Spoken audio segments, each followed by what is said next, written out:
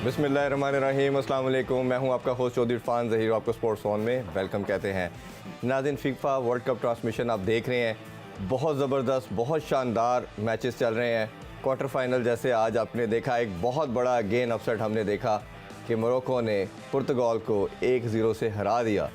इस पर डिस्कशन के लिए मेरे साथ मौजूद हैं इज़हार बाजवा साहब। अस्सलाम वालेकुम जी। वालेकुम सलाम, बहुत मेहरबानी। और आज स्टूडियो में साथ दे रहे हैं शेरार वड़ाइस जी। थैंक्स अगेन आपका कि आज आप स्टूडियो में आए। कल आपको बहुत मिस किया हम लोगों ने। ये मोरक्को के मैच के बाद हो नहीं सकता था कि मैं ना आता ऐसे ही बेसिकली मोरक्को की कशिश थी जो आपको लेके आई जी। आप लोगों की भी साथ है। हाँ, ऐसे ही है। अपसेट पे अपसेट, ये वर्ल्ड कप तो अपसेट का वर्ल्ड कप बनता चला जा रहा है। और इतना बड़ा अपसेट कहना चाहिए, जिस तरह हमने कल भी देखा कि ब्राज़ील का बाहर होना नंबर 1 साइड, और क्रोशिया जैसे आपने कहा लीचा टीम से वही उनको हरा सकती थी। क्या आपको लगता है एक और ऐसी लीचा टीम जिसने जो इनको बाहर कर सकती पुर्तगाल को, वो ये थी?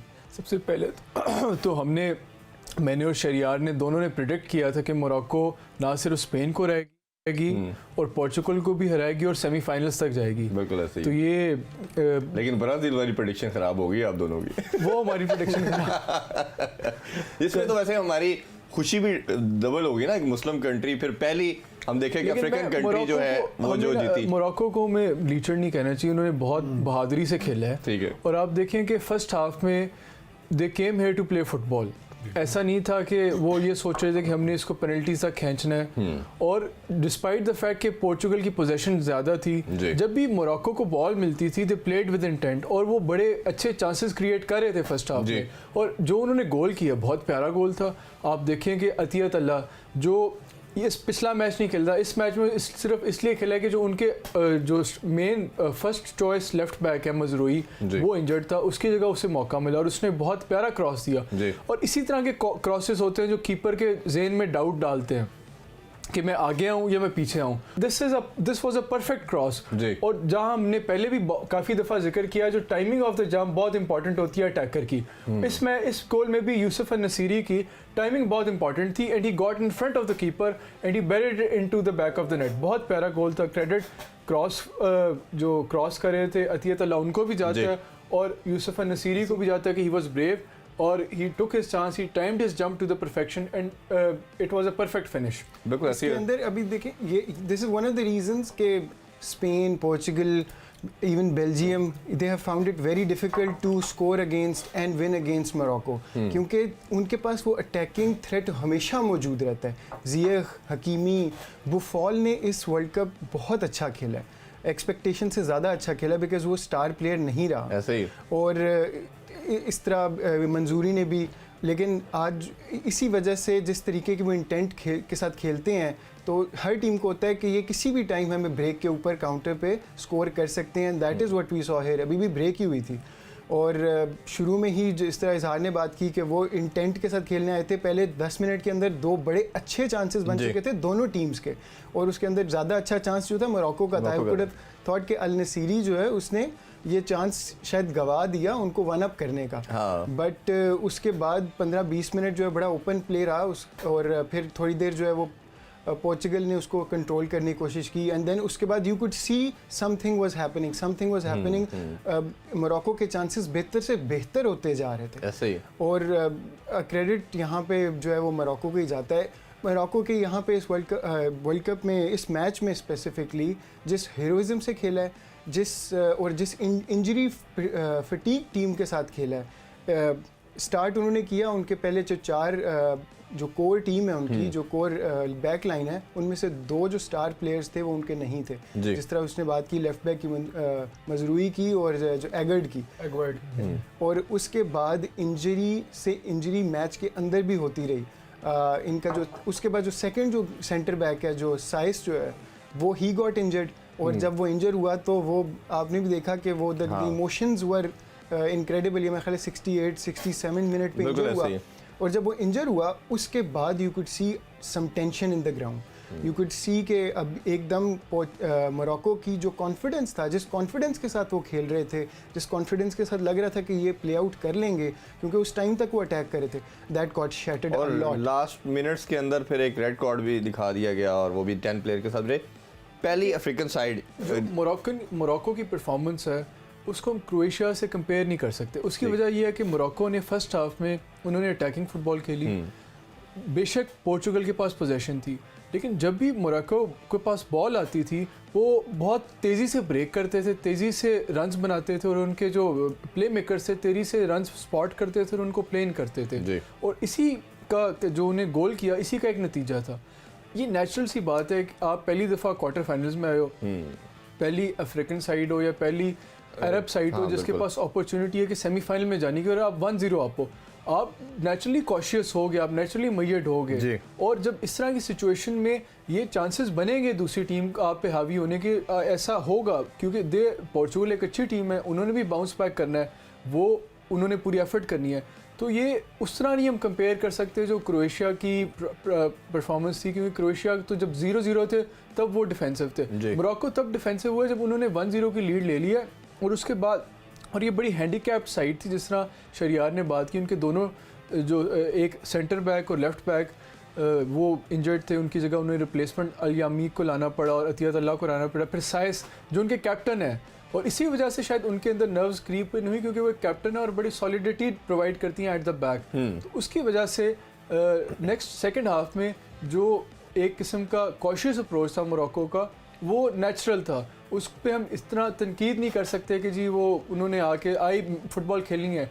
उन्होंने कोशिश की रन, जब उनके पास बॉल आई, जब पोर्चुगल उन पे हावी हुआ था सेकंड हाफ में और वो चांसेस पे चांसेस बना रहा था, उसके बावजूद जब भी मोरक्को के पास बॉल मिल रही थी उन्हें, वो कोशिश कर रहे थे कि कोई काउंटर बनाए, कोई चांस निकालें।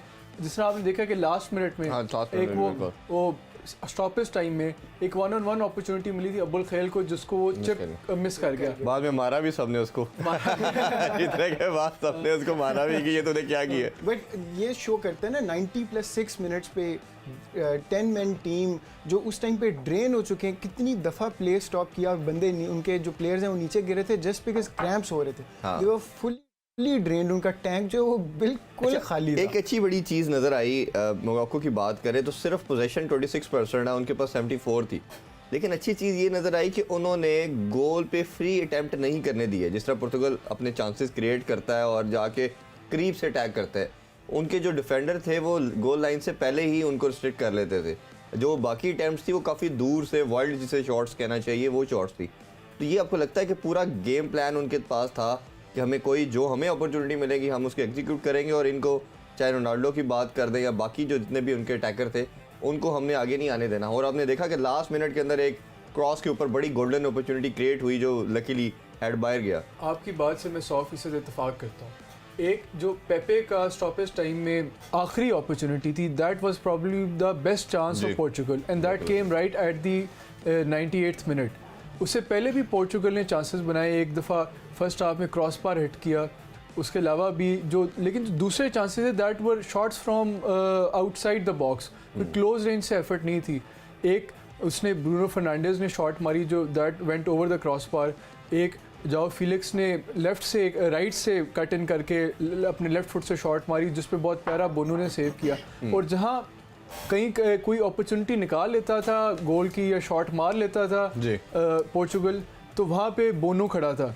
बोनो की क्या बात है, उसने पिछले मैच में भी पेनल्टीज के ज़रिए अपने मुल्क को जिताया। आज भी उसने बहुत इंपॉर्टेंट 3-4 ऐसे सेव्स किए जिसकी वजह से मोरक्को लीड अपनी बरकरार रख सकी। यहाँ पे दो चीज़ें मुझे नज़र आई हैं, एक जो साइड बाय साइड चल रही थी, एक तो थी share determination of the Moroccan team. जितना ज़्यादा वो भागे हैं उतना जिस तरीके से वो एंड टाइम पे भी प्रेस कर रहे थे while also trying to keep a good shape so that वो पोर्चुगल के अमेजिंग क्रिएटिव प्लेयर्स को Bruno Fernandes, Ronaldo second half में शुरू में ही उसको सब्स्टिट्यूट करके वो ले आए थे because they needed that experience. Ramos जिसने पिछले मैच के अंदर 3 गोल्स किए, एक असिस्ट की, बर्नार्डो सिल्वा जो मैनचेस्टर सिटी के साथ एक मतलब बहुत ही अच्छा वर्ल्ड क्लास प्लेयर है। ये इतनी ज़्यादा स्टार प्लेयर्स होने के बावजूद the kind of resolute defending determination that they showed, उसकी वजह से हुआ ये। मुझे नहीं लगता पोर्चुगल एक्चुअली में सही तरीके से 60-65 मिनट से पहले गेम में थे। गोल हो चुका था, ट्राई कर रहे थे, देयर वाज नो रियल क्या कहते हैं कोहेसिव बिल्डअप नहीं था प्रॉपर, जैसे एक कॉम्पैक्ट अटैक कहना चाहिए वो नहीं कर पाए। और एक्चुअली में टाइड थोड़ी सी टर्न तब हुई है जब वो साइस जो है वो इंजर हुआ है, फिर जियख भी जो है वो 82nd मिनट पे जो गलत जो चीज़ें हो सकती थी ना वो हो रही थी मोरक्को के साथ, but they never left up. और नज़र ये आ रहा था उसकी वजह से कि they were getting so frustrated Portugal वाले players that they could not come up with a proper plan. 30 minutes के लिए उन्होंने अटैक के अलावा और ऑलमोस्ट कुछ नहीं किया, 65th मिनट से लेके 90+7-8 मिनट्स तक, और ये 40 मिनट्स बन जाते हैं, and still they could not gate apart from the पेपे chance और ये जो जाओ फिलिक्स वाला चांस था जो बहुत अच्छा सेव था, उसके अलावा उनके पास कोई अच्छा ऐसा चांस नहीं था। क्रेडिट मैं जिस तरह लास्ट मैच की बात की, पेनल्टी स्ट्रोक पे मैच गया और जिस तरह इनके कीपर ने वो मैच भी जिताया, सोली 3 पेनल्टी स्ट्रोक उसने रोकी। आज भी जिस तरह की खूबसूरत उसने गोल कीपिंग की, मेरा ख्याल है हैट्स ऑफ टू हिम। जितना खूबसूरत ये मेरा ख्याल है, जिस तरह हमने क्रोएशिया वाले मैच में उनके गोल कीपर को भी कल हम दाद दे रहे थे, इसी तरह जिस तरह मोरक्को का गोल कीपर है वन ऑफ द बेस्ट, और ये मेरा ख्याल है एक न्यू हीरो के तौर पे, एक न्यू वर्ल्ड आइकॉनिक प्लेयर के तौर पे सामने आ रहा है, और ये प्रूफ कर रहा है कि वो वन मैन सोल्जर जिसे कहना चाहिए, वन मैन आर्मी जिसे कहना चाहिए, वो बनता चला जा रहा है और वो किसी को भी गोल को क्रॉस करने नहीं दे रहा। और आज उसने फिर वो प्रूफ किया कि मैं खड़ा हूँ जी, आप टेंशन ना लें पूरी team, I am there to serve you. Morocco के गोलकीपर बोनो की जितनी तारीफ की जाए वो कम है। जी जी, सेविया से खेलते हैं, लेकिन इस टूर्नामेंट से पहले इतना ज़्यादा इनके बारे में कोई नहीं जानता था, लेकिन इस टूर्नामेंट में उन्होंने अपने आप को प्रूव किया। एक जो सबसे अच्छी चीज़ मुझे उनकी लगी, उनका एटीट्यूड।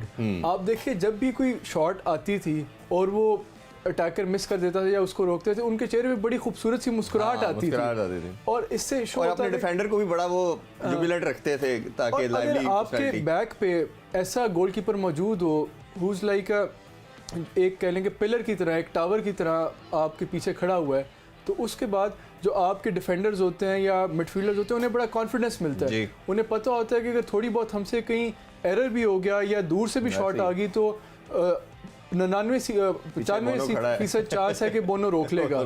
और उसने प्रूव किया, उसने बहुत अच्छे सेव किए। रोनाल्डो का एक उसने बहुत बड़ा इंस्टिंक्टिवली सेव किया जो थ्रू थे, रोनाल्डो ने फर्स्ट टाइम एफर्ट थी। उसके अलावा जाओ फिलिक्स ने जो राइट से अंदर आके लेफ्ट फुट से शॉट मारी, that was going in the गोल, वो उसने बड़ा अच्छा सेव किया। और उसके अलावा भी जब क्रॉसेस वगैरह दूर से कर रहे थे, आप देखिए कि लास्ट जो 80 मिनट ऑनवर्ड्स जो पोर्चुगल की स्ट्रैटेजी थी, ऐसे लग रहा था कि जो जैसे they totally run out of ideas, वो दूर से बस लॉन्ग बॉल्स फेंक रहे थे। कोई हालांकि आप जो जितनी इनके पास स्टार पावर है, फर्नांडीज है, रोनाल्डो है, जाओ फिलिक्स है, आप एक्सपेक्ट करते हो कि ये कोई ऐसी क्रिएटिव मूव करेंगे, लिंक अप प्ले करके गोल निकालेंगे, लेकिन आखिरी मराहल थे उसमें ये दूर से क्रॉसेस या लॉन्ग बॉल्स मार रहे थे। That was more hopeful than any, कोई एक किस्म की वो फ्लूक फुटबॉल खेल रहे थे, कोई उनको कोई स्ट्रैटेजी नज़र नहीं आ रही थी कि जैसे उन्होंने निकालना है, तो ये क्रेडिट जाता है। और उसकी अच्छी चीज़ जो सबसे बोनो की नज़र आती है कि वो अपने डिफेंडर को साथ खिलाता है, उनको साथ साथ कहता है कि आप इस साइड पे जाएं। आप उसकी कभी बॉडी लैंग्वेज या उसकी मूवमेंट भी देखें तो वो हर अटैम्प्ट के बाद या उससे पहले अपने प्लेयर से बात कर रहा होता है, तो ये मेरा ख्याल है एग्जाम्पल वो करता है इधर। आप ये सिग्निफाई करता है उनकी ओवरऑल कोहीजन को। अब थोड़ा सा अगर हम बोनो ने बहुत अच्छा खेला है इस मैच के अंदर, मैन ऑफ द मैच भी रहा है, और वो सेव्स आपके सामने ही हैं, अभी हमने जिस तरह बात भी की, बट ये ओवरऑल जिस तरीके की कोहीजन के साथ, टीम वर्क के साथ खेलते हैं, ये कोच को भी क्रेडिट जाता है। जी। ये वलीद रेग्नागुई है जो अगस्त 2022 के अंदर उसने जो है ये चार्ज संभाला था मोरक्को का, और उसने उनको इतने एक life altering, history altering run के ऊपर लेके गया है। अगर हम थोड़े से वर्ल्ड कप में जो इनकी जो थोड़ा पाथ रहा है उसको लेके चलें, तो इन्होंने स्टार्ट जो है वो क्रोएशिया से किया था। इंटरेस्टिंगली इनफ इस ग्रुप की 2 टीम्स अभी सेमीफाइनल में है, तो उस टाइम भी हम कह रहे थे कि बड़ा इंटरेस्टिंग ग्रुप हो रहा है, इनका फाइनल भी हो सकता है, इनका फाइनल भी हो सकता है, अब तो आप एक्सपेक्ट कर सकते हैं, so that would be interesting. So इन्होंने क्रोएशिया के साथ 0-0 किया। उस टाइम पे इनकी जो रेजोल्यूट डिफेंडिंग है वो नज़र आई, इनके काउंटर अटैकिंग मूव्स भी नज़र आई। उसके बाद इन्होंने कनाडा के खिलाफ, जिन्होंने बड़ी मुश्किल से जो है वो हारे थे बेल्जियम से, उनको हराया 2-1, एंड वो 2-1 is the only goal that they have conceded in this world cup. So this just goes to show कि वो कितनी डिफेंसिव कोहीजन के साथ खेल रहे हैं। आई वॉज वेरी एप्रीहेंसिव कि अभी जब मैंने ये देखा मैच के शुरू में कि उनके जो 2 मेन बैकलाइन है उनमें से 2 मेन लोग नहीं हैं, तो मुझे अप्रीहेंशन थी कि यार ये this is going to be difficult. फिर जब इंजरी होगी तो फिर उस टाइम पे तो मेरा दिल भी जो है ना वो काफ़ी कह रहा था कि हमें लग रहा था मोरक्को अब एक शायद ऐसी नहीं कर साइड है पाएगा। जिसको आपने शुरू से बैक किया और सपोर्ट किया, और आपने हमेशा कहा कि ये इस दफ़ा कुछ अंडरडॉग हो सकते हैं, कुछ ऐसी एक्सेप्शनल चीज़ें कर सकते हैं, और वो नज़र भी आ रहा है। मैच की बात करें, पुर्तगाल की बात करें और रोनाल्डो की बात ना करें तो मेरा ख्याल है शो कंप्लीट नहीं होता। रोनाल्डो हमें लग रहा था मेसी की तरह this is his last world cup. 2 decade की बात करें तो सबसे बड़ा प्लेयर भी कहना चाहिए, आइकॉनिक प्लेयर भी कहना चाहिए और सुपरस्टार भी कहना चाहिए। जो स्टारडम रोनाल्डो का हमने देखा के अंदर वो शायद किसी प्लेयर का, मेसी का भी देखा, बट रोनाल्डो को हमने थोड़ा सा उसकी पर्सनैलिटी की वजह से स्टारडम उसका थोड़ा ऊपर रेट करते हैं। चाहे वो आप कमर्शियल्स की बात कर लें, वैल्यू की बात कर, ब्रांड्स के लिए जितना फैक्टर, और जो अपने क्लब के लिए भी, अपने कंट्री के लिए भी, वो एक थोड़ा सा डिफरेंट उसको मिला। ऐसे प्लेयर का हार जाना, बाहर हो जाना, और जिस वो हाई होप्स के साथ था और पूरी दुनिया उसको सपोर्ट कर रही थी, देख रही थी, और उसके एक्सप्रेशन हम दिखाते हैं, कोशिश करते हैं कि दिखाएं। जिस तरह उसने वो मैच के बाद बेचारा रोता हुआ गया और वो सारा कुछ, क्या लगता है कि this is the end of his career या शायद अभी कुछ अर्सा खेलेगा? कैसे समराइज करते हैं? रोनाल्डो की इस वर्ल्ड कप में परफॉर्मेंस का एनालाइज करें तो हम ज़रा बैकग्राउंड देखें। रोनाल्डो मैन यूनाइटेड जो उनका क्लब है उससे भी इस सीज़न में कोई बहुत अच्छा परफॉर्म नहीं कर रहे थे, और अल्टीमेटली रोनाल्डो और मैनचेस्टर यूनाइटेड ने डिसाइड किया, एक म्यूचुअल एग्रीमेंट से उन्होंने अपना जो कॉन्ट्रैक्ट है वो ख़त्म कर दिया मैनचेस्टर यूनाइटेड। तो going into the world cup भी रोनाल्डो की फॉर्म इतनी अच्छी नहीं थी, और even with in this world cup जो हमें मेसी से लीडरशिप नज़र आई वो हमें रोनाल्डो से नहीं नज़र आई। और इसी वजह से शायद जो रोनाल्डो के फ़ैन है मेरी इस बात को पसंद ना करें, लेकिन और to add to salt to his wounds, अब मेसी के पास अपॉर्चुनिटी है वर्ल्ड कप जीतने की, और Ronaldo he has been knocked out of world cup today.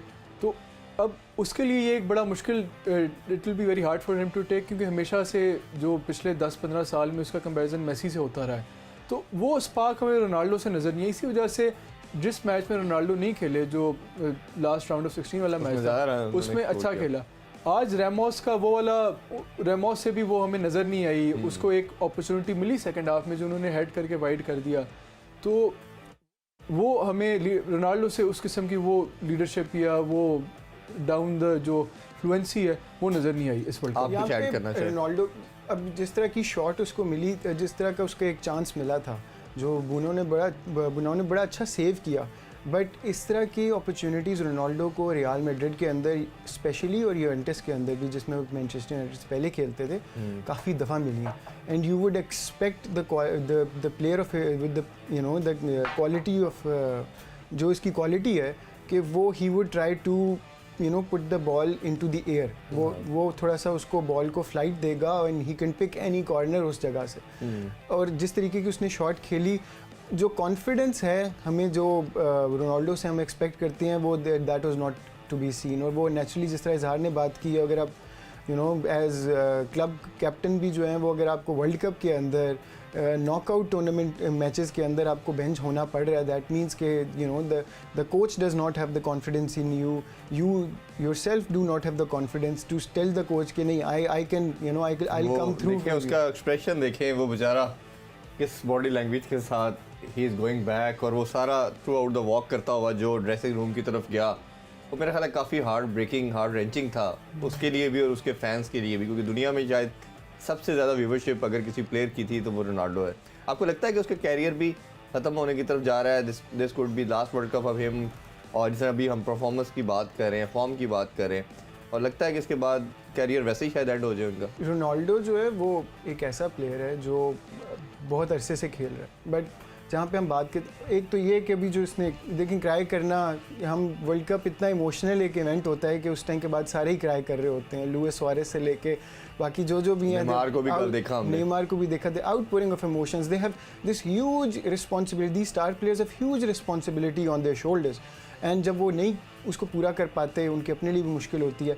Ronaldo का मेरा हमेशा कंपैरिजन मेसी से हुआ है, ये एक one of the best rivalries of footballing era जो है वो हमने अभी देखी है, जो आई थिंक इस वर्ल्ड कप के बाद कल्मिनेट होती है। कोशिश की अपने जज्बात पे काबू पाने की, और उसने कोशिश की कि मैं जल्दी जल्दी ड्रेसिंग रूम में चला जाऊं और अपने जो हाँ बिल्कुल, उसने पूरी अटेम्प्ट की बट अनफॉर्चुनेटली नहीं सक्सेसफुल हो सका। अभी एक छोटा सा ब्रेक लेते हैं जी। ब्रेक से वापस आके पहला मैच नीदरलैंड वर्सेस अर्जेंटीना खेला गया, उस पर बात करते हैं। Don't go anywhere, stay with अस।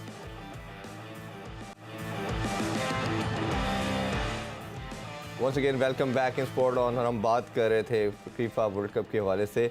एक और मैच खेला गया अर्जेंटीना वर्सेस नीदरलैंड्स के हवाले से। उसकी बात करें तो पहले मैच 2-2 से बराबर हुआ, बाद में पेनल्टी स्ट्रोक पे मैच चला गया और क्या खूबसूरत मैच अर्जेंटीना ने जीता। कैसे देखते हैं इस मैच? ये भी it was one of the all time classics. आप देखें कि पहले लीड कर रहा था नेदरलैंड्स, पहले अर्जेंटीना लीड कर रहा था। अर्जेंटीना ने 2-0 जब पहले हाफ में मेसी ने बहुत आउट क्लास असिस्ट दी उसके जिस पे गोल हुआ। दूसरे हाफ में पेनल्टी पे मेसी ने बहुत प्यारा गोल किया। उस टाइम तक 70वें मिनट तक लग रहा था जैसे this game is over and Argentina is going to easily going to the semifinals.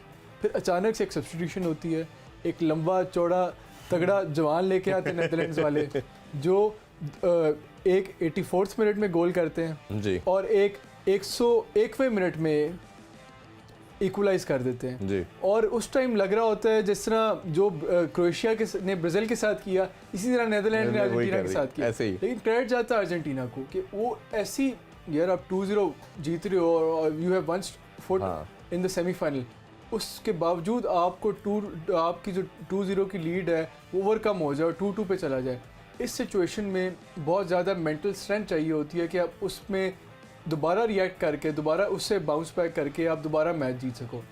और देखें कि जब 2-2 कर लिया नेदरलैंड्स ने, कुछ अरसे के लिए तो वाकई अर्जेंटीना शॉक में रहा और जो पहला हाफ हम देखें एक्स्ट्रा टाइम का उसमें बड़े वो केजी और नरवी रहा, लेकिन जो सेकंड हाफ है एक्स्ट्रा टाइम का उसमें अर्जेंटीना ने फुल चढ़ाई कर दी थी नेदरलैंड्स पे और नेदरलैंड्स बड़ा लकी रहा कि वो पेनल्टी तक गेम ले गया।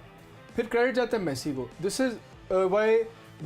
Is what is expected of great players. पहली पेनल्टी सबसे ज़्यादा क्रूशल होती है जी। पहली पेनल्टी में आपने टोन सेट करनी होती है अपनी टीम को। अगर आप उस टाइम मिस कर दो, जैसे नेमार ने नहीं ली थी और फिर वो दे कुडंट कम बैक। और नॉर्मली जो कोचेस भी होती हैं पहले पेनल्टी टेकर अपने बेस्ट पेनल्टी टेकर को आगे लेके जाते हैं क्योंकि अगर एक दफ़ा आप नीचे लग जाएं तो कम बैक करना बड़ा मुश्किल होता है। तो ऐसी पेनल्टी के लिए अपने आप को वो करना, to put yourself forward for that. इसके हालांकि उसने पहले मैच में भी पेनल्टी ली थी तो, और आप ये देखें कि जो उसने मैच में पेनल्टी ली थी वो मुख्तलिफ किस्म की थी जी। और जो उसने पेनल्टी शूट आउट में पेनल्टी ली थी वो मुख्तलिफ किस्म की। तो क्रेडिट जाता है मेसी को कि उसने प्रेशर लिया, उसने लीडरशिप शो की, पहली पेनल्टी ली और उसमें अपनी अर्जेंटीना को लीड दे दी। उसके बाद से कीपर ने बड़े अच्छे सेव किए और नेदरलैंड्स के लिए बड़ा मुश्किल हुआ कम बैक करना। यहाँ पे अर्जेंटीना की आपने बात की, इसने भी बात की कि वो अच्छा खेले हैं। जहाँ तक मेरा ख्याल है इस मैच के अंदर टोटली अर्जेंटीना ने for the most part of the match Argentina ही खेलने आए थे। नेदरलैंड्स के साथ जो हम सबको उम्मीदें थी, जिस तरह की क्लिनिकल फिनिशिंग उन्होंने की थी पिछले मैचेस में, बड़ी कंप्यूटराइज्ड किस्म की गेम खेलते रहे आप। वो I think they could not counter the flair of the South Americans. जो पहला गोल करने से पहले 2 चांसेस जो हैं वो बन चुके हुए थे क्लोज इनफ। एक मेसी का था जो सीधा उसके पास गोलकीपर के पास चला गया था। उसके अलावा एक डिपे को गोल करने का चांस मिला था and that was about the only thing. शुरू में कुछ ना कुछ हद तक केजी था but they were more assertive Argentina team. और उसके बाद फिर मेसी की जो एक ब्रिलियंट आइंग द उसने क्लास अपनी शो की, नीडल में से थ्रेड में आने वाली बात है जिस तरीके का उसने गोल किया, which was an unbelievable goal. He wasn't even looking at the player और वो उसने उनको फेक आई दे के जो है वो उसने पास दिया। और मरीनो का बड़ा अच्छा जो है वो बोलता। मेरा ख्याल है कि they have grown in confidence step by step on after every match. आपको याद होगा पहला मैच क्या था। पहला मैच की वजह से उनको शुरू में ही एक डिफीट, अभी अगर इसको मैं थोड़ा सा दूसरी तरफ लेके जाऊँ तो जिस तरह इंग्लैंड और फ्रांस की को हम रिलेटिवली इनका जो है ना वो easier path to the semifinal या क्वार्टर फाइनल जो है वो रहा है एज़ कम्पेयर टू बाकी टीम्स जो हैं वो उन्होंने बड़ी तगो दो करके आए हैं। अर्जेंटीना जो है वो पहला मैच हारा, उसके बाद आप तब कह रहे थे क्या होगा, हमने कहा this is what good teams great teams do, they come back and they did come back. उससे अगले मैच में उन्होंने दरमियानी अच्छा खेला, 2-3 ब्रिलियंस थी, उससे गोल हुआ। उससे अगले मैच के अंदर उन्होंने पोलैंड के खिलाफ बड़ा अच्छा खेला। और ऑस्ट्रेलिया के खिलाफ फिर स्केयर हुआ, फिर दे गॉट नर्वी, फिर they had to overcome their nerves and I think this prepared them और अपने ग्रुप को टॉप किया फिर इवन ग्रुप को टॉप किया, फिर this prepared them for all the nervousness. और ये वेगहर्स्ट की वजह से जो लंबा चौड़ा आदमी आया था उसकी वजह से Netherlands came back because he was the driving force जिसने उनको मैच के अंदर इस पॉइंट तक भी लेके आए, वरना नेदरलैंड्स वाज नोवेयर। और इंटरेस्टिंगली इनफ यहाँ पे मोरक्को को क्रेडिट जाता है कि जहाँ पे अब स्ट्रेटजी उन्होंने भी यही कर दी थी जो पोर्चुगल भी कर रहा था। जब उन्होंने 2-0 डाउन हो गए तो उन्होंने फिर वेगहर्स्ट आया, अपनी एकदम प्लेइंग स्टाइल चेंज कर दिया, लॉन्ग बॉल्स प्ले करना शुरू कर दिए। और वहाँ पे इवन दो अर्जेंटीना एक बहुत अच्छी डिफेंसिव टीम है और उन्होंने भी जो है वो सिर्फ 3 गोल खाए हैं, लेकिन उन्होंने 2 गोल करवा लिए। और जो फ्री किक थी, जो लास्ट फ्री किक थी, वो तो बहुत ही मास्टर क्लास था कि एवरीबॉडी वाज एक्सपेक्टिंग किक मारेंगे और उन्होंने हल्का सा पास दिया। तो आई थिंक ये नर्व्स उनको पहले से ही काफ़ी हद तक वो नर्व्स पे काबू पा चुके हुए थे and that is why they were able to win the penalties में। लेकिन गोलकीपर को क्रेडिट जाता है, गोलकीपर को देता है, उसने बड़े आउटस्टैंडिंग सेव किया। अच्छा, एक और हमने पेनल्टीज में भी एक सिचुएशन ये आई थी कि जिस तरह मैच में नेदरलैंड्स ने 2-0 से कम बैक किया, इसमें भी ऐसा हुआ कि 2-0 से अर्जेंटीना लीड करा था। फिर जब नेदरलैंड्स ने सेव किया तो ये अर्जेंटीना फैंस फिर एंग्शियस हो गए थे यार कहीं दोबारा ना ये कम बैक कर लें 2-0 से। तो लास्ट बहुत खूबसूरत पेनल्टी फिर उन्होंने लगाई। तो मेरा ख्याल है कि जो बड़ी टीम है और इनका फ़र्क यही है कि बड़ी टीम पैनिक नहीं करती और एक स्ट्रेटजी हमने इस पूरे वर्ल्ड कप के अंदर बड़ी एक यूनिक देखी। और तमाम ये ऐसी टीमें जो फंसा रही थी, क्रोएशिया की बात की, मोरक्को की बात की हमने, या इवन नीदरलैंड की भी समहाउ हम बात कर सकते हैं कि इन्होंने बड़ी टीमों का मोमेंटम तोड़ा। इन्होंने टोटल उनको शेल में बंद किया, डिफेंसिव गेम खेली, जो एक वो फ्लोइंग किस्म की फ्री फ्लोइंग गेम खेलते हैं उसको रिस्ट्रेंड किया। और रिस्ट्रेंड करने के बाद फिर जब भी अपॉर्चुनिटी उसमें मिली तो इन्होंने they conducted in the goal as well.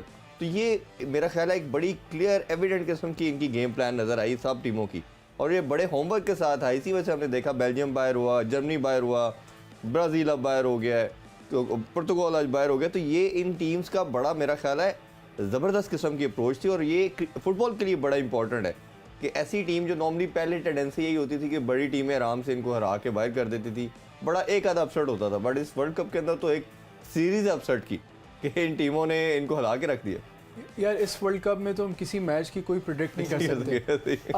आप ये नहीं कह सकते कौन सी टीम किसको हराएगी क्योंकि इतना अनप्रेडिक्टेबल ये वर्ल्ड कप हो रहा है जी। जापान ने ग्रुप स्टेजेस में बड़ा हमें सरप्राइज किया, जर्मनी और स्पेन जैसी टीमों को हराया, लेकिन फिर राउंड ऑफ 16 में जब हम एक्सपेक्ट कर रहे थे कि यार शायद ये क्रोएशिया को भी हरा दे, तब क्रोएशिया ने एक कह लें कि सरप्राइज किया।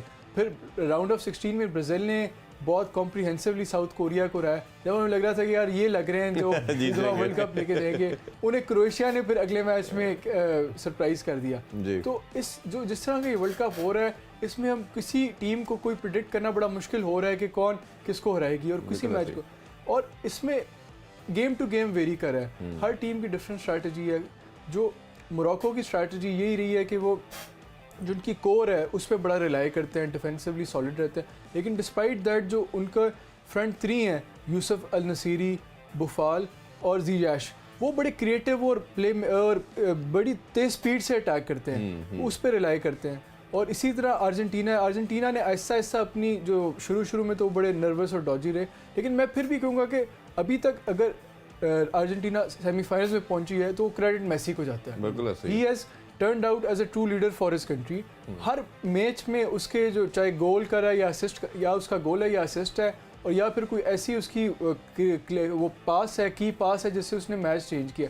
ये वाला मैच भी अगर मैं इसको सम अप करूं तो ये भी क्रेडिट मेसी को जाता है। वेगहर्स्ट जो है वो इस नेदरलैंड्स की टीम का स्टार था इस मैच में और द काइंड ऑफ इमोशंस जो उसको मैच के बाद उसने हम कैमरे पे देखे वो भी शो करते थे कि ही जस्ट थॉट कि मैं शायद ये इस टीम को I can maybe take this team to the semifinal. And जब वो नहीं हो सका, जिस तरह की परफॉर्मेंस हमने देखी नेदरलैंड की तो हमें लगता था कि माइट भी ये कुछ ऐसा कुछ कर जाएंगे। जो पहली दफा नेदरलैंड ऑलरेडी पहले भी सेमीज तक आ चुके हैं। इंटरेस्टिंगली इनफ नेदरलैंड्स और अर्जेंटीना का 2014 के अंदर भी वर्ल्ड कप हाँ। में मैच हुआ था और वो भी पेनल्टीज पे गया था, बिल्कुल और ऐसे ही। वो भी अर्जेंटीना जीता अर्जेंटीना था, था। बिल्कुल और ऐसे ही। इसी तरीके से मोरक्को और पोर्चुगल भी जो है वो 2018 के अंदर इकट्ठे एक ग्रुप के अंदर एक ग्रुप को शेयर कर रहे थे, जहाँ पे उनका जो मैच हुआ था वो पोर्चुगल ने 1-0 जीत लिया था। तो उन्होंने अब रिटर्न द कई फेवर कर दिया। चीज़ें हम अगर रिकॉल करें तो हिस्ट्री के साथ फिर हम रिकॉल करते हैं और मेमोराइज हमारी मेमोरी में रहती है, हमेशा उसको डिस्कस करते हैं। जी नाज़रीन, आपने आज का शो देखा, काइंडली अपना फीडबैक हमें ज़रूर देते रहे। इंशाल्लाह आपसे मुलाकात होगी कल 11 बजे। अल्लाह हाफिज़, पाकिस्तान जिंदाबाद।